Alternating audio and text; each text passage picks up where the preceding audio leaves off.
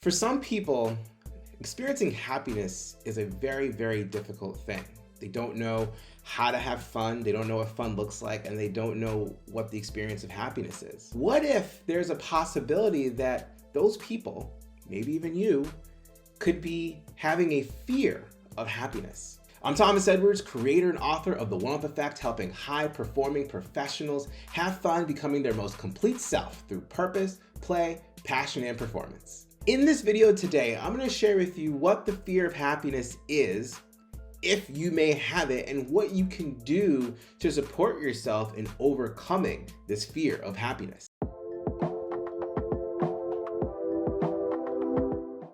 Now, before you dismiss this idea of fear of happiness, just like I almost did, I spent some time looking into it, and I found it really interesting to at least talk about it, because this is not something that I personally have heard before. I doubt you've heard it before, and it could lead to a better understanding of why sometimes people may have a hard time being happy. So clinical psychologists have coined the term alexithymia, which is difficulty tapping into feelings, an inability to cheer yourself up when you're feeling down. Can be impulsive to self-destructive behaviors when you're in that lower state. They believe that they are unworthy of compassion from others and from themselves. And lastly, are dismissive to the idea or the prospect of happiness. Now, here's a great example of what this could look like. Let's say you work really hard at your job or in your career, and you've been doing this for a very, very long time. And you're just hoping for one day that you'll be acknowledged for all the hard work that you do. Maybe it's getting a raise, but maybe it's more importantly being acknowledged by your peers, your bosses, maybe even the company for all that you've done and contributed to your job and your work. And one day, it finally happens. Maybe you're going to receive an award. Maybe you're going to receive a company-wide acknowledgement of your contribution to the company and how amazing you are. You finally get this, and instead of really focusing on the amazing accomplishment and celebrating that, you can't help but focus on the feeling of how much you don't deserve this, how unworthy you feel about receiving this award, and you can't shake it. It's all you can focus on. This is an example of what alexithymia can be, where you have all these accomplishments, or you're doing all these great things, or you're experiencing what any normal adult may experience as happiness, but you just can't help but focus on your lack of worthiness or how undeserving you are of it, and it actually makes you sad. Think about it. That's really interesting, right? Things that typically will make you happy are actually making you sad. I'm not a clinical psychologist. I'm not here to diagnose anyone. I'm still understanding what alexithymia really is, but I thought it was important to bring this up simply because if you're someone who has a hard time finding fun or finding happiness in your life, it's not out of the question to consider if you have a little bit of fear of what life could look like if you just allowed yourself to be happy. Removing clinical terms aside, this is just a natural fear of the unknown. You know, if we're trying to experience something new or different, we tend to worry about what the implications could be. Would this mean that I'm not going to be as productive at my job? Does this mean that I'm going to be more selfish and I'm not going to be able to handle the responsibilities that I normally have? This is the stuff that I went through when I was navigating the waters of understanding what makes me happy and allows me to have fun in my life. And so I'm going to share with you something that was taught to me by my psychiatrist years ago. And he said, with any type of experience that you're having, there are three ways that he would recommend when it comes to helping yourself, which is, the first one is lifestyle, second one is therapeutic, and the third one's medicinal. Once again, I'm not a doctor, I'm not a psychologist, and so I'm not gonna even talk about the medicinal, but I am gonna talk about the lifestyle and the therapeutic.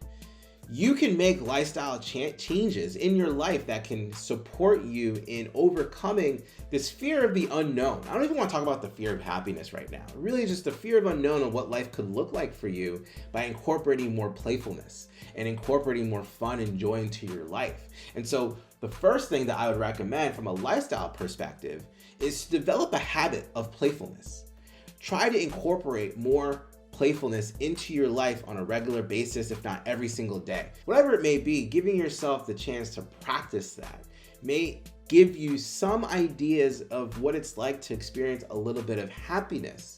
And developing the habit will actually be a forceful way to overcome the feeling of not deserving or feeling unworthy of it, because it just becomes a part of your daily practice. The second thing that I want to talk about is the therapeutic part. For me personally, I used and I was taught a lot of what's known as CBT, cognitive behavioral therapy. And what it taught me was there are certain stories in my mind that would try to convince me to feel or behave a certain way that was detrimental to my personal growth and happiness.